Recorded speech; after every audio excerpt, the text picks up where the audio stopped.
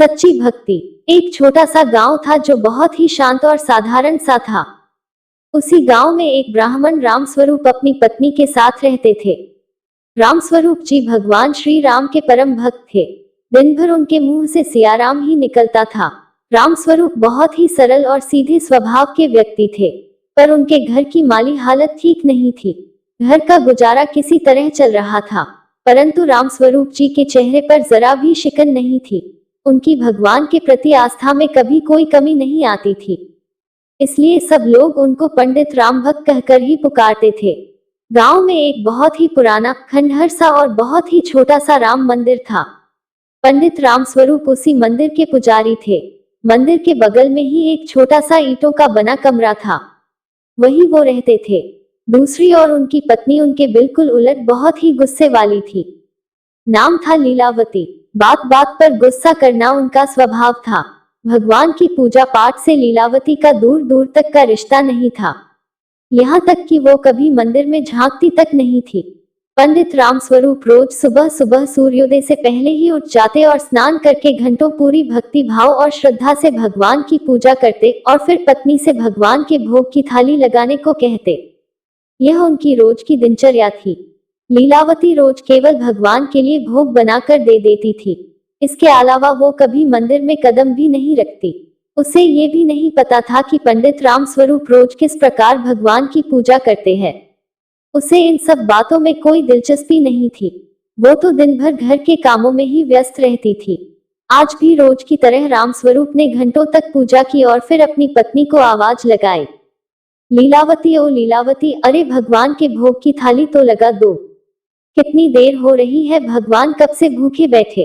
आए तभी लीलावती की आवाज आई। थोड़ी देर बाद ही लीलावती ने एक थाली मंदिर के बाहर से ही सरका दी और बोली, लो खिला दो अपने भगवान को खाना। इतना कहकर बड़बड़ाते हुए चली गई। तभी रामस्वरूप की नजर थाली पर पड़ी।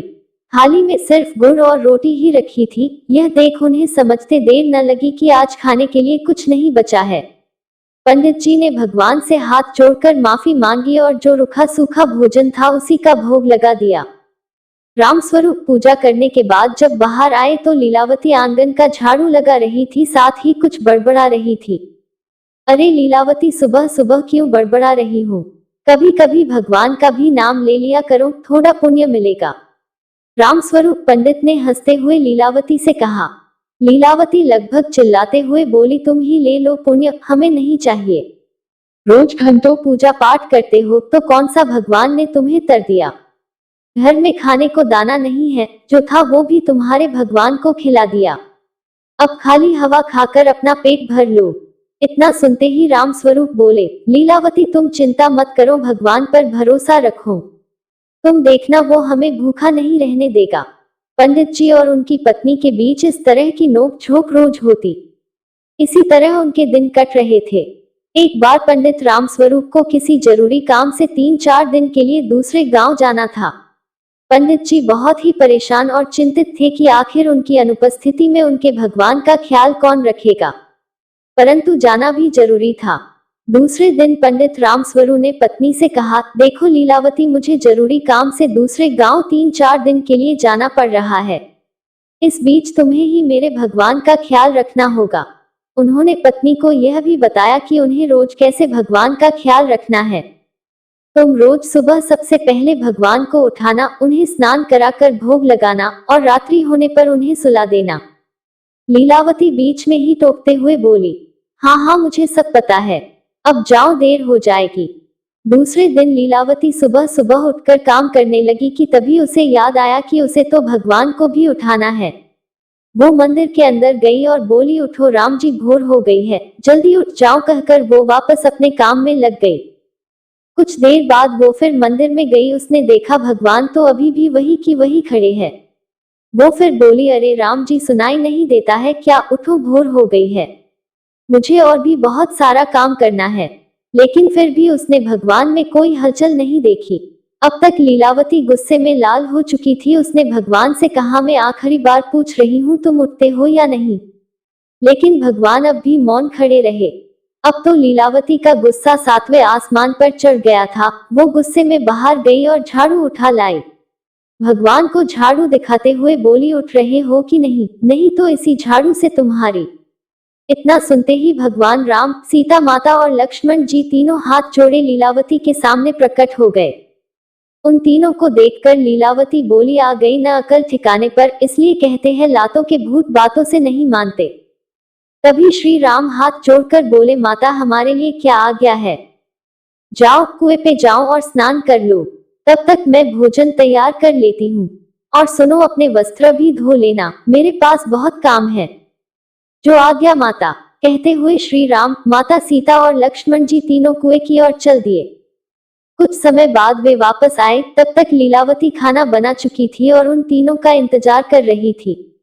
भगवान के आते ही लीलावती ने उन तीनों को भोजन करा दिया और बोली, जाओ अब मंदिर में बैठ जाओ। इसके बाद वो अपना बाकी का काम निपटाने लगी। रात हुई तो वो मंदिर में फिर गई और बोली, अरे रात्रि हो गई है, सो जाओ, कब तक खड़े रहोगे? दूसरे दिन भी वह सुबह जब उठाने गई और भगवान एक दो बार उठाने से नहीं उठे तो वो फिर झाड़ू लेकर आ गई। झाड़ू देखते ही तीनों भगवान प्रकट हो गए और लीलावती के सामने हाथ जोड़कर खड़े हो गए। लीलावती ने फिर उन्हें स्नान के लिए कुएं पर भेजा और भोजन कराकर अपने बाकी के काम निपटाने में लग गई। पंडित रामस्वरूप के आने तक वो रोज इसी तरह भगवान की देखभाल करती रही। पंडित रामस्वरूप जी जब घर आए तो आते ही उन्होंने पत्नी से पूछा, लीलावती तुमने मेरे भगवान का ख्याल ठीक तरह से रखा कि नहीं? लीलावती बोली, हाँ हाँ ठीक से रखा, चाहो तो अपने भगवान से ही पूछ लेना। अच्छा तो बताओ कैसे रखा ख्याल? पंडित रामस्वरूप बोले। लीलावती ने उन्हें बताया, रोज सुबह तुम्हारे राम जी को उठाती थी। पहले दिन उठा उठा के थक गई, पर वो तीनों उठने का नाम ही नहीं ले रहे थे। फिर मैं झाड़ू लेकर गई, जब मैंने झाड़ू दिखाकर डराया तब कहीं जाकर उठे। इतना सुनते ही रामस्वरूप चिल्ला पड़े, लीलावती ये तुम क्या कह रही हो? तुमने भगवान को झाड़ू से डराया तो क्या करती? वो मेरी बात ही नहीं मान रहे थे। यह सुनते ही पंडित रामस्वरूप सिर पकड़कर बैठ गए। लीलावती ने आगे बताया, उठाने के बाद उन्हें स्नान करने के लिए कुएं पर भेजती थी, उसके बाद भोजन करा देती थी और रात्रि होने पर सुला देती थी। इतना काम ही तो बोला था ना। पंडित रामस्वरूप लीलावती की बातें सुनकर अवाक रह गए। वह सोच रहे थे, लीलावती ये क्या बोले जा रही है, ये पागल तो नहीं हो गई? उन्होंने लीलावती से पूछा, लीलावती तुम्हारी तबीयत तो ठीक है ना? ये तुम क्या बोले जा रही हो? मेरी तबीयत को क्या होना है, मैं बिल्कुल ठीक ठाक हूँ। लीलावती गुस्से से बड़बड़ाई। पंडित जी को अपनी पत्नी की बातों पर जरा भी विश्वास नहीं हो रहा था। वो तुरंत उस जगह गए जहां भगवान विराजे थे। पंडित ने देखा कि भगवान की मूर्तियां तो वैसे की वैसे ही रखी हुई थी। पंडित दौड़कर उस कुएं पर गए जहां लीलावती ने तीनों भगवान को स्नान करने भेजा था। जब वो कुएं पर पहुंचे तो उनके आश्चर्य का ठिकाना नहीं रहा। वहां रखी टूटी फूटी बाल्टी सोने की बन चुकी थी। बगल में भगवान के वस्त्र रखे थे, वो भी सोने के ठेर में बदल चुके थे। फिर रामस्वरूप भागे भागे उन बर्तनों के पास पहुंचे जिसमें भगवान ने भोजन किया था। सभी बर्तन जिसमें भगवान ने भोजन किया था सोने के बर्तनों में बदल चुके थे। अब तक रामस्वरूप को यकीन हो चुका था कि लीलावती सही कह रही थी। पंडित रामस्वरूप ने दौड़कर भगवान के चरण पकड़ लिए और रोने लगे, प्रभु मैं आपकी रोज घंटों पूजा करता हूँ, पर आज तक आपने मुझे कभी दर्शन नहीं दिए। लेकिन लीलावती के एक बार ही सच्चे मन से आपको पुकारने पर आप स्वयं माता सीता, लक्ष्मण जी सहित मेरी कुटिया में पधारे। मैं धन्य हो गया भगवान, मैं धन्य हो गया। इसलिए कहते हैं भगवान सदैव निस्वार्थ और सच्ची भक्ति की ही आशा रखते हैं। लीलावती भगवान की भक्त नहीं थी, अपितु उसने जो कुछ भी किया निस्वार्थ भाव से किया, क्योंकि उसके पति उसे भगवान का ख्याल रखने को कह गए थे और वो वही कर रही थी। जो भगवान को भा गया और वो उसके समक्ष प्रकट हो गए। अतः भगवान को केवल सच्चे और निस्वार्थ भाव से पुकारो तो वे अपने भक्त की पुकार अवश्य ही सुनेंगे हैं। तो दोस्तों, कैसी लगी आपको हमारी आज की कहानी? कहानी अच्छी लगी तो वीडियो को लाइक कर दीजिए और ज्यादा से ज्यादा लोगों में शेयर करें। अगर आप हमारे चैनल पर पहली बार आए हैं तो चैनल को सब्सक्राइब कर लीजिए, क्योंकि हम अपने चैनल पर ऐसी ही कहानियां लेकर आते रहते हैं। मिलते हैं फिर एक कहानी के साथ। धन्यवाद।